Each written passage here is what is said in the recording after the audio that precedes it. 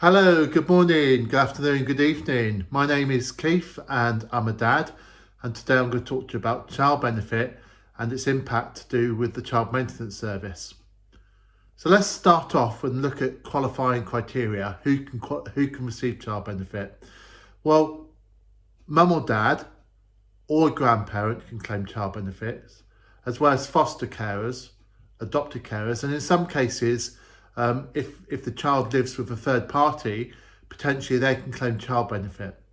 But the key thing is only one person can claim child benefit at any one time.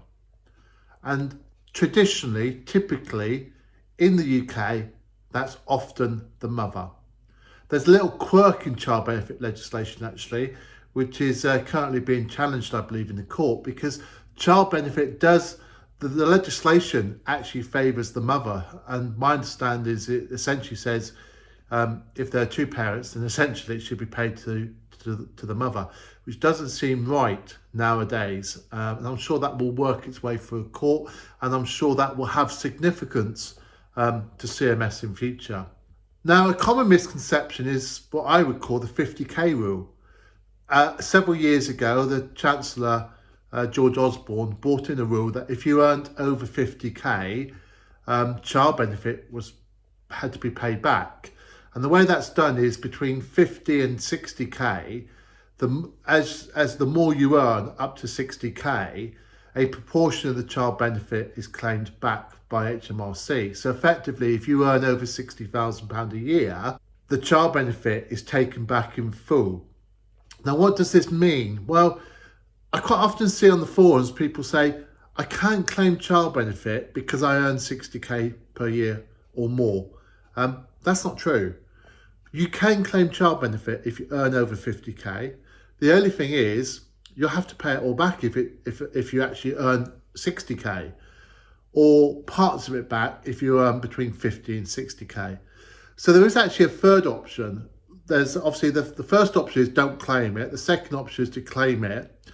The third option is to claim it, but ask for it not to be paid to you. And if it's not paid to you, you don't have to pay it back. So I hope that clears up a common misconception. You do not have to actually receive the child benefit in order to be eligible to claim and to have a valid claim. Now, as we're aware, CMS used child benefit as a measure to determine who has care of the child. But there's a slight conflict here because CMS is based on shared care, who is the child overnight. Yet child benefit is calculated on day-to-day care. And this is where a little bit of confusion comes in. I often see people saying, I've been asked, how do I prove that I have care of my child? Do I get school letters, doctor's letters, friends letters, employers letters, whatever? Well, yes and no. If you are putting in a claim for child benefit and there's already someone receiving the money, what you're actually doing at that point is putting in what HMRC call a rival claim. And the rival claim means that someone has to look at both the evidence from both parties and determine who received the child benefits. Now, this is totally separate to CMS. This is HMRC because HMRC run child benefit, okay, not the Department for Work and Pensions, okay. And this is another confusion when people talk about child benefit and they say report them for fraud. Often people go to the Department of Work and Pensions, yet the benefit is administered by HMRC. So let's just clarify that from the outset. So what HMRC do is they look at this rival claim and determine who has most day-to-day care of the child. Okay, so job's a good one, possibly. You've worked out that someone has day-to-day care of the child, but for CMS purposes, is that right? Because CMS is based on shared care. So you could actually end up with a bizarre situation where you have a 50-50, or one party has care of the child during the day, 7 days a week, and one party is shared care in the evening, and therefore they both have equal time, maybe 12 hours a day each, but HMRC say someone is entitled to the child benefit, and then CMS say, well, because they're entitled to the child benefit, they must be the primary carer. So that is an issue. And the problem is, what you often find is where there is a case, and I sit regularly on the forums where someone says, we were getting on great, but now she's putting a claim for CMS, but it's 50-50, what do I have to pay? Well, unfortunately, what then happens is clearly the person that claimed doesn't agree with 50-50, but essentially what then happens is there's a bit of a battle with conflicting rules, and eventually you're going to have to take it to tribunal in order to get your case heard. You'll go to tribunal, and tribunal will probably agree it's 50-50. But we're not really going to talk about that today because I really want to cover the child benefit stuff. So that's the 50k rule. Now, let's talk about terminal dates. 4 times a year, child benefit stops, and that's the last day of May, August, November, and February. Now, what does that mean? It means, and it means that when your child leaves school at the end of May, okay, it's common to think that because they've left in mid-May, child benefit stops at the end of May. Well, unfortunately it doesn't, because the child is still attending school for education purposes. Although they've technically left school and aren't expected usually to turn up, they're still expected to take their exams. So for child benefit purposes, the child benefit is still paid, and it will be paid until the end of August.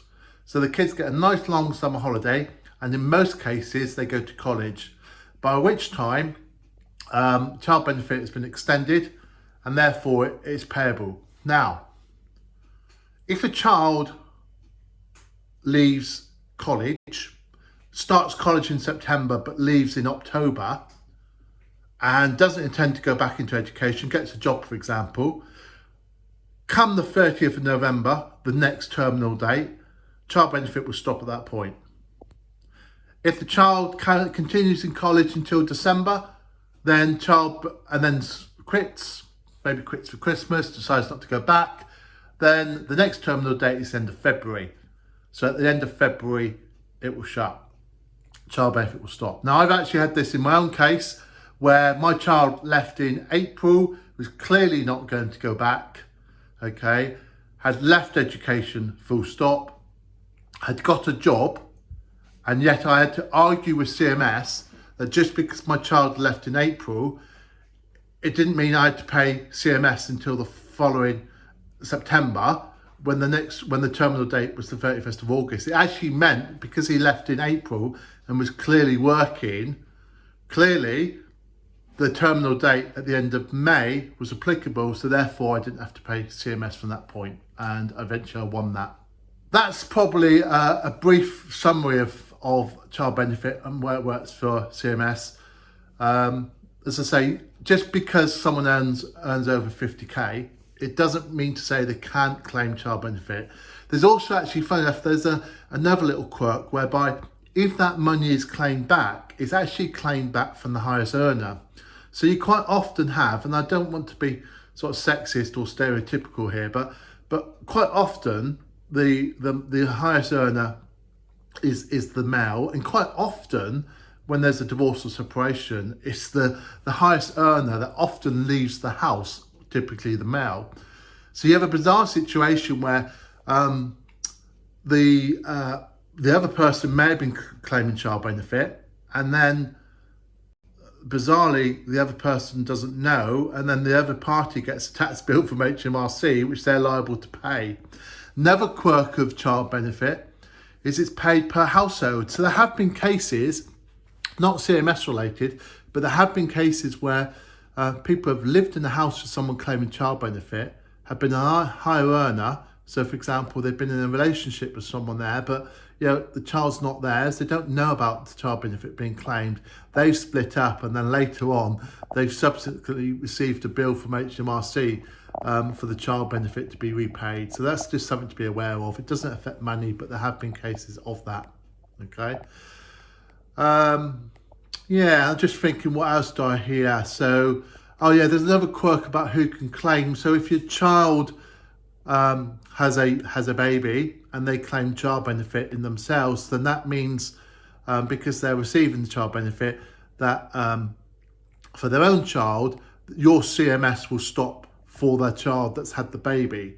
However, there is a loophole there where the mother or the father, whoever lives with the child, can claim the child benefit for the grandchild. And what that does is it then means that the mother, the father of the child, isn't receiving the child benefit, and therefore you still can get billed CMS for that child who has had their own child. So it's a bizarre thing. So yeah, if the child you're paying for has a baby and they claim the child benefit, CMS will stop. But if their other relative claims it, or the other person claims the child benefit, then CMS won't stop. So clearly, obviously, if you are a parent that claims child benefit, you must, not just morally but legally, you must report a child change of circumstances to HMRC. Okay, so if you're no longer entitled to claim that, don't claim it, because obviously that could get you into a lot of trouble in future, and it's not worth it, because you can guarantee if you're claiming child benefit that you are not entitled to, at some point that's going to be claimed back, as is any child maintenance that's been paid to you. And whether that's claimed back by the child maintenance service or through the courts by the paying parent, you can pretty much guarantee it's probably going to happen. So it's always best not to go down that route. Okay, I think that's probably quite a useful off-the-cuff briefing on how child benefit affects CMS. I just literally produce these videos based on my own knowledge. I don't script them, I don't even edit them, I just rattle off my thoughts, and 90% of the time hopefully I am right. But obviously if you've got any more in-depth questions, by all means ask them, put them in the comments, and I will try to reply to them. And in the meantime, if I could ask you to like and subscribe, that would be fantastic. The more people that do that, the more people get to see these videos, because obviously that's how the algorithm works. And that's probably it from me. So I will stop talking now, and I wish you luck with your CMS journey, and hopefully through watching these videos it's not as painful as it could be if you didn't watch these videos. Have a great day. See you later. Bye bye.